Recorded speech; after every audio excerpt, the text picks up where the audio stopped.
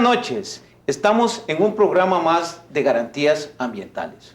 Hoy vamos a analizar el crecimiento exponencial, alterador, transformador de ecosistemas del litoral, como es el caso de Manuel Antonio, distrito Quepos. Se ha determinado que el impacto ambiental es tan serio en la zona como que la Contraloría General de la República emitió un informe donde le ordena a la Municipalidad de Aguirre, al Instituto Costarricense de Turismo, al Instituto Nacional de Urbanismo, que cancelen todas y aquellas permisos que se otorgaron para la explotación turística de Playa Pará en la zona mencionada. También se le indica al Ministerio del Ambiente que debe tomar las medidas para demarcar las zonas que son patrimonio natural del Estado. Para discutir esta grave situación, este caso tan complejo, hemos invitado al señor Mateo Cook de la Fundación para Costa Rica y al señor Elías Carranza, joven abogado ambientalista. Buenas noches, Mateo. Buenas noches, Elías. Buenas noches. Mateo, ¿por qué el gobierno local y otras instituciones públicas han otorgado permisos para el desarrollo en donde existe zona boscosa y es conocido que pertenece al patrimonio natural del Estado, como es la zona de Manuel Antonio en el distrito Quepos? Bueno, primero que todo, muchas gracias por invitarme hoy a conversar con usted sobre este tema, del cual hemos estado trabajando duramente en proteger los bosques que quedan en la zona de Manuel Antonio. Y en respuesta a su pregunta, mira, lo único que le puedo decir esa es una pregunta que todos tenemos. ¿Cómo puede ser que en una zona tan importante, turísticamente hablando, como es Manuel Antonio, que es conocido mundialmente por los bosques, por el Parque Nacional, por el mono tití, especie endémica ahí de esa zona, cómo puede ser que las instituciones públicas aquí de Costa Rica están otorgando permisos de construcción en zonas de bosque? Nosotros lo que hemos visto son dos puntos muy importantes que están influyendo en esto. Uno es, y hay que reconocerlo, muchos tomadores de decisiones, regidores y otros, no están capacitados en este momento técnicamente para poder tomar esas decisiones y tomar en cuenta todos los detalles que están influyendo en estas áreas. Y lastimosamente no hay recursos para que tengan expertos y técnicos ahí que les asesoren, y eso por un lado complica mucho la toma de decisiones y también permite que la gente tome una decisión equivocada a veces, muchas veces en este caso. Segundo, hay una seria presión económica y política, diría yo, sobre estos funcionarios que toman esas decisiones, porque la cantidad de dinero que está generando en estos desarrollos, yo no voy a decir turísticos, desarrollos urbanísticos, casas de lujo, condominios de lujo, la cantidad de dinero que eso genera está desbordando la presión sobre estos mismos funcionarios por gente que quiere realizar estos desarrollos, y están promoviendo fuertemente conseguir estos permisos como puedan para poder invadir estas áreas y construir y después vender estas casas y condominios. Dentro del panorama que acaba de explicar Mateo, Elías, ¿quiénes son en esas instituciones los que están tomando esas decisiones? Sí, tendríamos que explicar cuáles son esas instituciones. En primer lugar, está el Instituto Costarricense de Turismo. Ahí el que toma la decisión es la Junta Directiva. Ellos tienen que ver en la aprobación de planes reguladores, como en el caso que usted decía de Playa Pará, que el ICT, a pesar de que el terreno es bosque, la Junta Directiva aprueba ese plan regulador. También está el INVU a través de la Dirección de Urbanismo, que ellos también tienen que dar el visto bueno para los planes reguladores. Pero después tenemos a la SETENA, la Secretaría Técnica Nacional Ambiental. Ellos son los encargados de darle la viabilidad ambiental a determinado proyecto.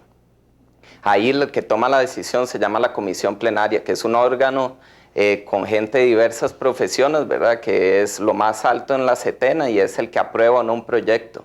Y por último está la municipalidad, cuando un proyecto ya tiene viabilidad ambiental, si es que lo necesita, porque hay proyectos que no la necesitan, ahí va al departamento de ingeniería, ¿verdad? Con el ingeniero municipal y después el alcalde con la recomendación del ingeniero es el que otorga o no el permiso de construcción.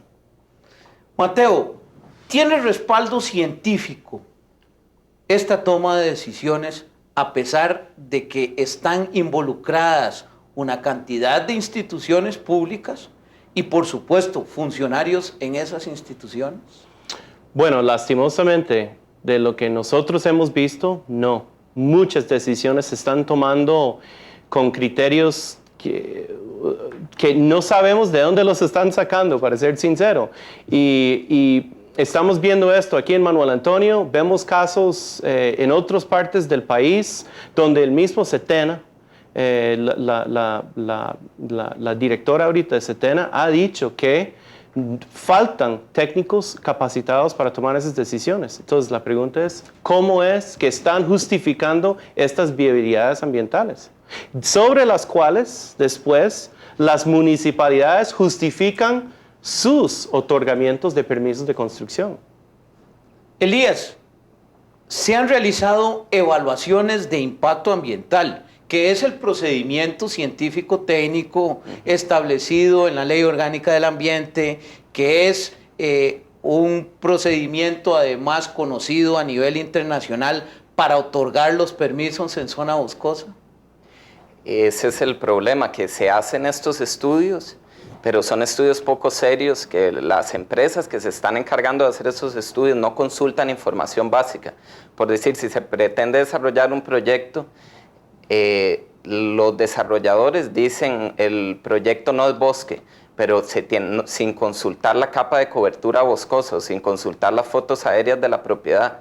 Entonces se está creyendo en cualquier cosa que diga el desarrollista sin analizar toda esta información. Y además se está permitiendo que se presenten proyectos para áreas en las que solo serían de conservación, como son los bosques, ¿verdad? Mateo, vamos a un caso específico. ¿Por qué la Secretaría Técnica Ambiental SETENA del Ministerio del Ambiente solicita un plan de gestión ambiental el 16 de noviembre de 2004 al proyecto Casas de Habitación y lo aprueba el 28 de enero de 2005? O sea, en un periodo muy corto se otorga el permiso correspondiente. Bueno, uno siempre está asombrado cuando este tipo de inspección y permiso sale tan rápido, porque normalmente esos asuntos no se resuelven tan rápidamente. Y además uno se pregunta cómo es que pasó esto, por qué tanta rapidez, por qué tanta urgencia, cuando en realidad lo hicieron mal y lo hicieron de una forma de que estaban alegando un uso de suelo, pastos, que era obviamente incorrecto y permitiendo una construcción, avalando una viabilidad ambiental en una área boscosa, alegando que el área es pasto. Entonces, uno, la rapidez que sale el permiso. Segundo, está mal hecho. Y tercero, uno pregunta a SETENA, ¿qué fue lo que pasó y qué es la excusa? Es que nuestros funcionarios en realidad no están capacitados para tomar esas decisiones.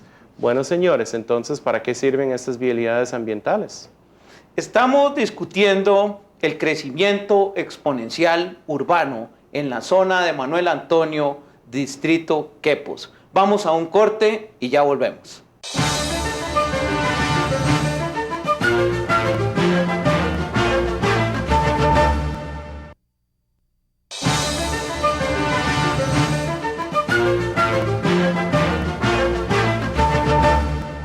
Estamos discutiendo sobre impactos ambientales, producto de crecimiento urbano exponencial en la zona de Manuel Antonio, distrito de Quepos.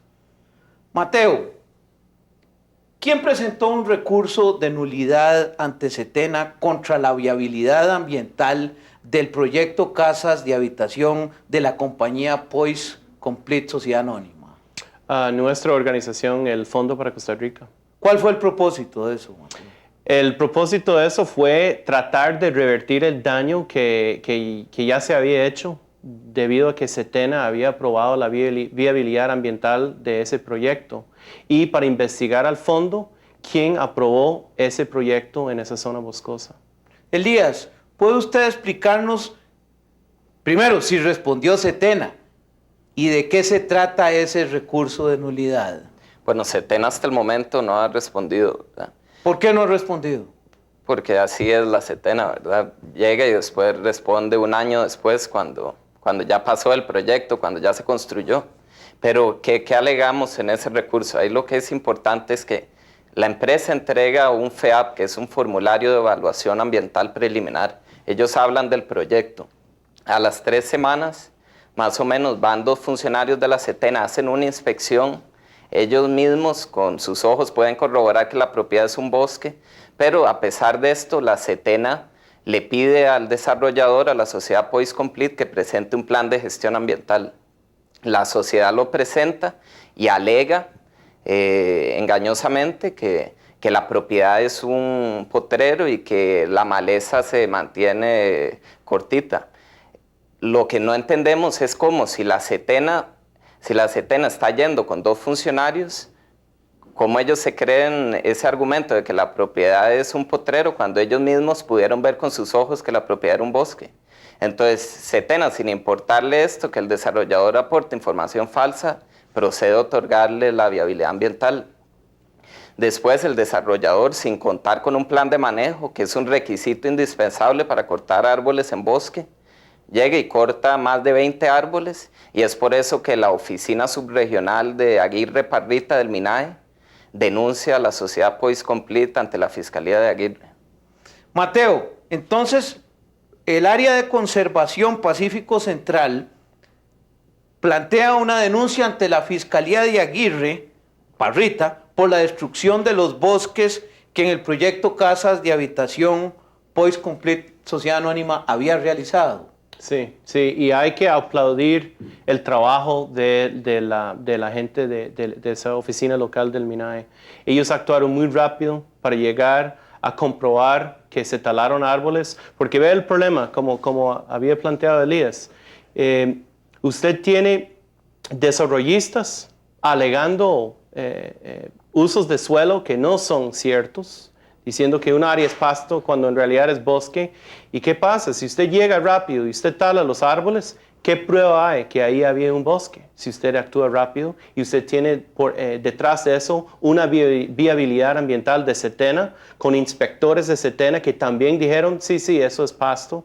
Si no hay prueba de que esos árboles se talaron, es muy difícil volver atrás y probar el daño que fue hecho. Pero en este caso, el MINAE, la oficina local del MINAE en Manuel Antonio, actuó muy rápido, muy responsablemente, y por dicha también nosotros tenemos fotos aéreas de la zona. Ahí no hay quite, eso era bosque, y por eso estamos aquí y esto está en la corte y ante la fiscalía. Es uno de los pocos casos, desafortunadamente pocos, donde hay evidencia donde podemos llevar a cabo ese caso. Elías, ¿contestó la fiscalía la denuncia que se hizo sobre esta situación? Sí, la Fiscalía ha investigado y de hecho acusó al señor Paul Lambert y a los 2 funcionarios de la Setena. Paul Lambert es el representante judicial y extrajudicial de la sociedad Poise Complete. Ellos los 2 funcionarios de la Setena y este señor están acusados ante el juzgado de Aguirre Parrita. También hay una querella de parte de la Procuraduría General de la República y ¿qué es esa querella? Una querella es una acción que presenta la Procuraduría como abogado del Estado para cobrar los daños que se le han causado al Estado, ¿verdad? Al ambiente, para cobrarse esos daños. El juez está analizando una petición que presentó el señor Paul Lambert y los funcionarios de la Setena para conciliar. Esta conciliación consistiría en que ellos lo que solicitan es que se pueda desarrollar estas dos casas, ya que ellos dicen que el gobierno va a publicar un reglamento que va a permitir el cambio de uso del suelo en un 10% de las propiedades boscosas. Este reglamento no ha sido publicado y además me parece una falta de seriedad que se presente una conciliación sobre alegando un reglamento que no se ha publicado y sobre un caso que se podría haber dado hasta una falsedad ideológica, porque se está insertando información falsa en documentos públicos.